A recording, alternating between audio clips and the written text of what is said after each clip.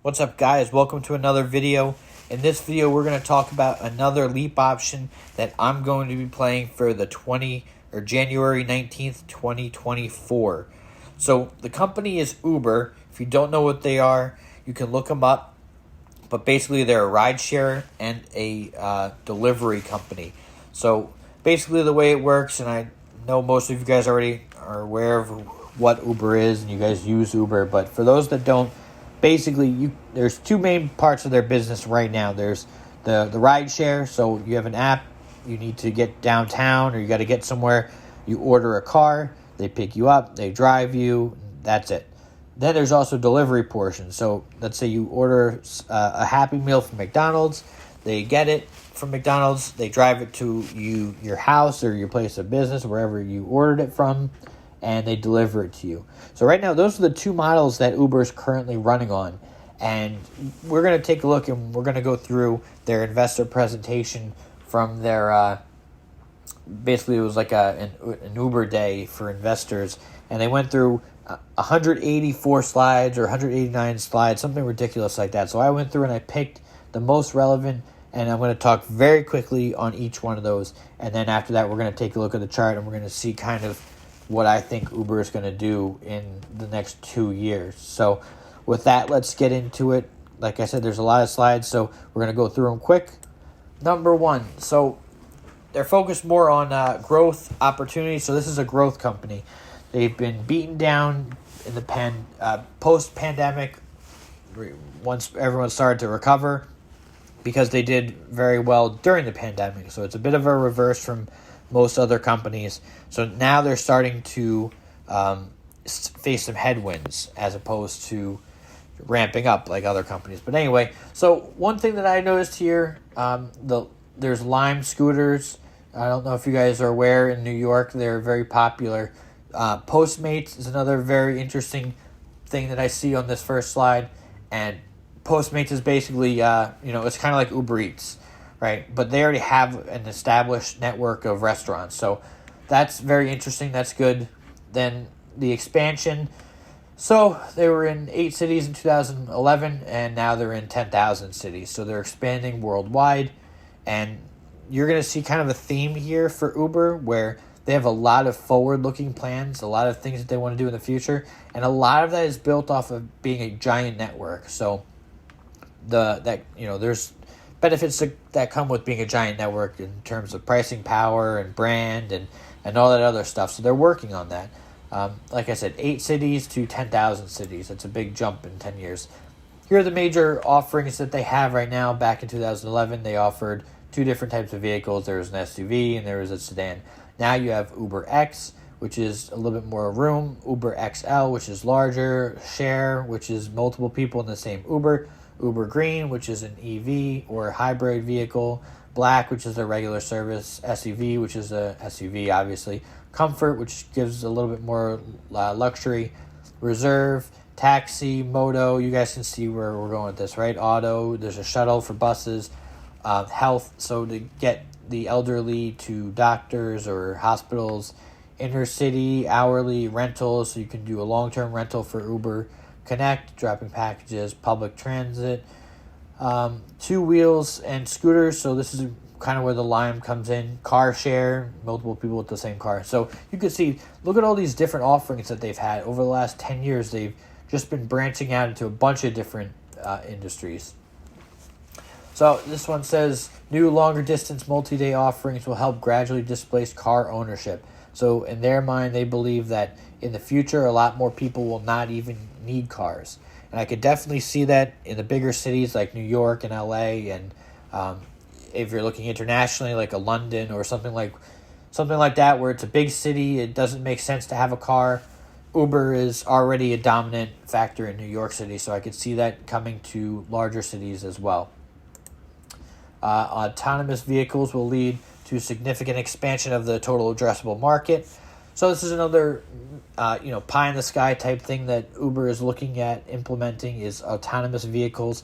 I think that if they were to be able to implement this, 100%, it would be huge for their business, because part of the reason why Uber gets a bad rap is that the drivers say that they're not paid enough, and that the lion's share of the costs and profits, or the money from the customers, goes right back to Uber. So if they could cut out the drivers and they could just get autonomous vehicles, that's basically all profit for them. The only thing that they'd have to front would be the cost of the cars, but that's doable, especially if you're at such a large scale and you're going to buy that many vehicles. So now, if you're a Tesla fan, this might be interesting to you too, because Tesla is the leader in autonomous vehicles. So perhaps there's a future agreement between Uber and Tesla, but that's just my own thoughts. Delivery is now 3 times larger than it was when the pandemic began. They're talking about the delivery of food service.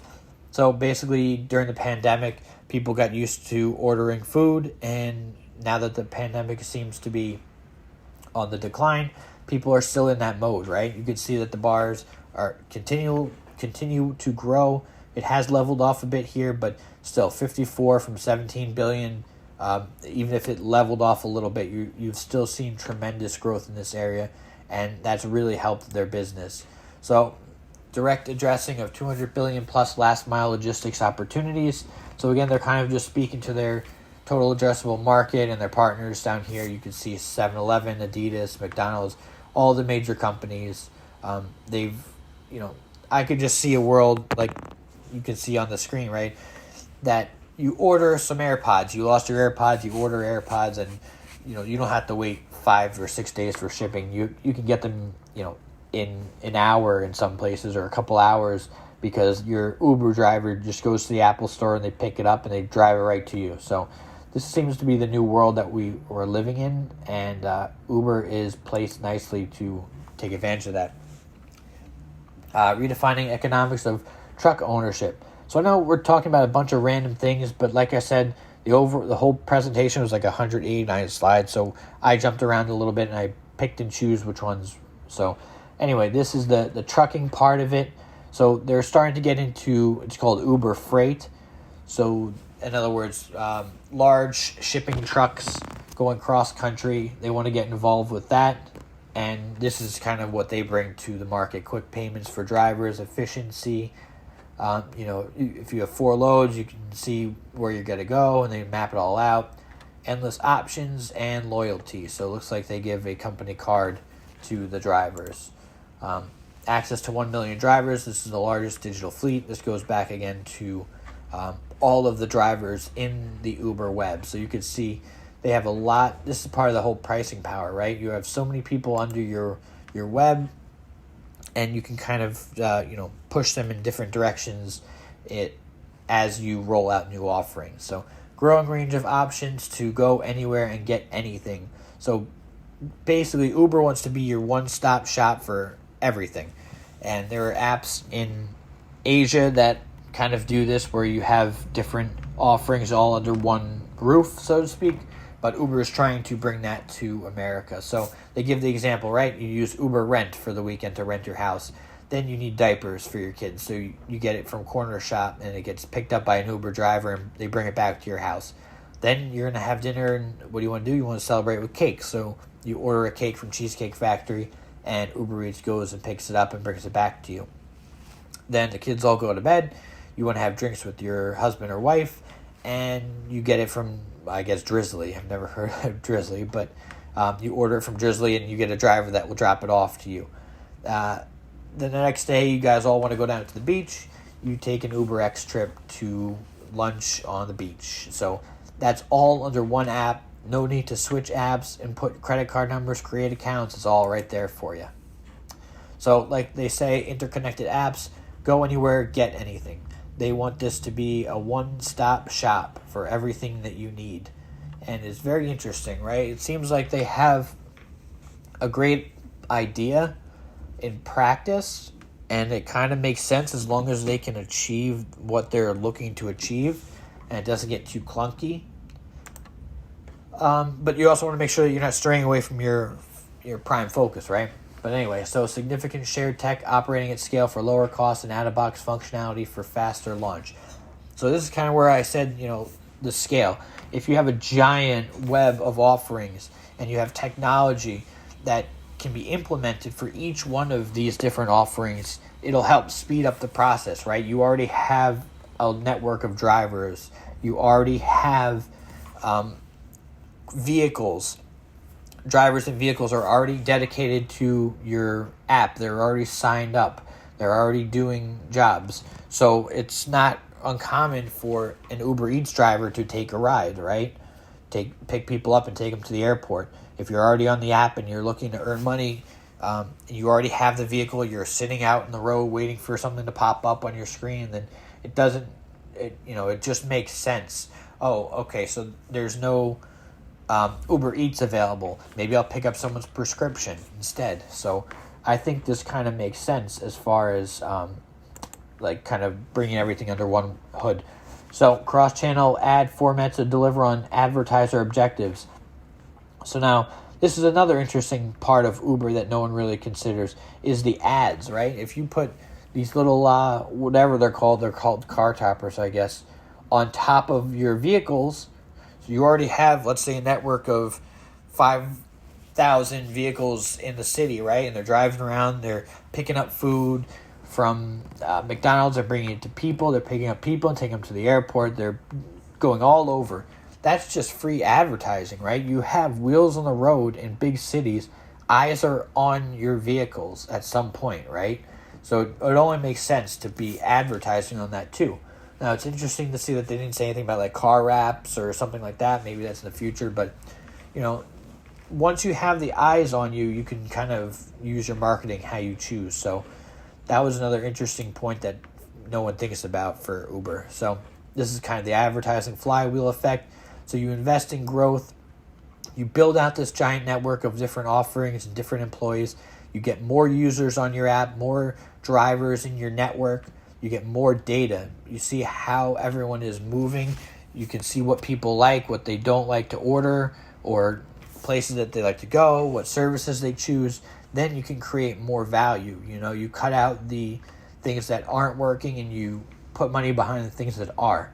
From there, you get more advertisers, which leads to more profit, and then you could invest in growth in different areas. So, for instance, they started with the rideshare, then they went to the Uber Eats, now they're doing Uber Freight, and so on and so forth. So, this is kind of how their business model seems to be working. Uber for Business brings the power of Uber to organizations, their employees, and customers.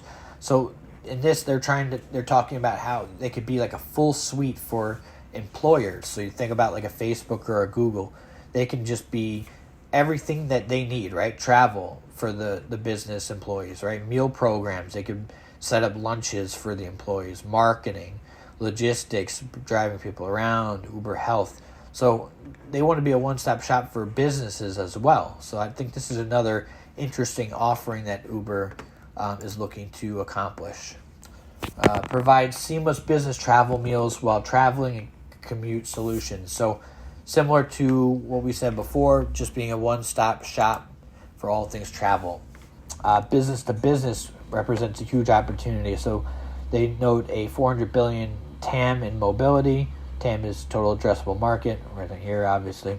Delivery, 230 billion, and health, 55 billion. So altogether, we're looking at 600 to 800 billion dollars of total addressable market only in these three sections alone. So, like they say, they're still in the early stages of penetrating these markets, but as of now, they have 5 trillion, or the mobility is 5 trillion, delivery could be 5 trillion, freight could be 4 trillion. So we're looking at big numbers here, right? And these are all necessary things. As we saw with the pandemic, people still need to eat, so Uber Eats became popular. They didn't have to go anywhere. They didn't have to go to as many places, so that part of the business slowed down. But they were able to keep the train moving by switching more and focusing more on the Uber Eats. Trust me, I tried to short the stock. I tried to buy puts on it when the pandemic first started, and then they came out with Uber Eats and they shot up, and I lost a ton of money. So that's just a great example of the ingenuity of Uber and how when one thing is not working, they can turn on the faucet to another thing, right? This is their Q4 2021 annualized run rate. This basically just goes through and kind of shows you the, well, you can see it for yourself. The total was $103 billion. Freight was the loser, but that's their newest endeavor. And they're using the mobility and the delivery to kind of fund all these other different ventures, right? So the last slide here, what sets Uber apart, right? It's a leading position in massive total addressable markets. Platform creates significant value, being that they can put all these things under one roof.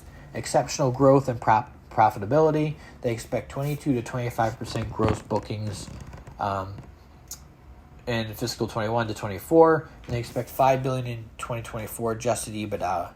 So some other things to note that we heard on the conference call is that last quarter Uber had more active users than ever, 118 million users. They also said that their revenue jumped 83%. There was the second most profitable quarter since IPOing in 2019. And delivery made up over half of their bookings, right? Uber Eats revenue jumped 77% to $2.4 billion. And it also posted its first quarterly profit. And it's currently the U.S. fastest growing food deliverer. So these are all great growth numbers, right? So for the rides, they had 1.8 billion rides last quarter, up 8% from the previous quarter and 23% from 2020. And it's also important to note that Lyft's active riders fell last quarter. So that's just kind of showing that they're beating out their main competitor. And I think part of it is due to the Uber Eats, because when Uber Eats comes to mind, then you also think of Uber, right? It's in the name, Uber Eats, Uber. So Lyft, there's no Lyft Eats. And I think Lyft drivers can do like Postmates and stuff like that, but it's just not as popular. So I think that by switching to Uber Eats during the pandemic, it allowed the rideshare to continue to stay in people's mind, right? So one other thing is 11% of Americans surveyed want one app to manage their entire digital lives. So that's going back to what I said in Asia. It's very popular to have one app that controls a bunch of different things. So that's kind of what Uber's aiming to do. So if you're looking at the past, they also mentioned that in 2011, Uber had two offerings, Uber and Uber Black. Today, they offer more than 15 ways to get around, which, like I said, includes scooters, shuttles, rental cars, motorbikes. They also deliver food, alcohol, groceries, and even pharmacy products. So what did they say about the future? So they're talking about booking flights, shopping for clothes, managing your finances. I'm not really sure how that would work. And buying concert tickets, which kind of makes sense, right? You buy the tickets and then you get picked up and then you get dropped off. So that's basically what we're seeing for the future and the current state of Uber. But let's take a look at the charts. So here's the chart of Uber, as you could see on the 1 year time frame. Basically, we're going to go through this quick because I know this has been a long video for you guys, so I appreciate everyone that stuck by and watched till this point. If you have any comments, leave them down in the comment section below. Like and subscribe for more videos. Also not financial advice, just financial opinions. So anyway, let's get back to this. So we have highs over here of around $60. You know, that was back in April. We've had a slow downtrend all the way down. It looks like we're kind of finding a bottom. You can see we're kind of trading sideways in this range between, let's say, 34 and 46 or so. Not a lot going on with the MACD. We had some pumps up here. We seem to be consolidating and moving sideways. RSI is about sideways. But I really do believe that we can get back to these $60 levels by 2024. That does give us 2 full years. So it's not unheard of to think that we're going to get back to all-time highs that we reached less than a year ago. So if that were the case, that would double up the stock, or close to double up the stock, and that doesn't include anything as far as options. So I really think that this might be a good time to start with Uber and start accumulating call options for the 2024. If you're looking at where it could go short term, I don't like to predict short-term too much, but it looks like it could be trading up, but the overall market seems to be sliding a bit down. So I would just start to accumulate now. I would buy a couple contracts now, and then as it dips or if it dips, just buy more. But anyway, guys, this is a leap option that I really believe could be good in 2024. And let me know if you see anything else for me to look at as far as leap options. Let me know what your thoughts are down below. All right, thanks, guys.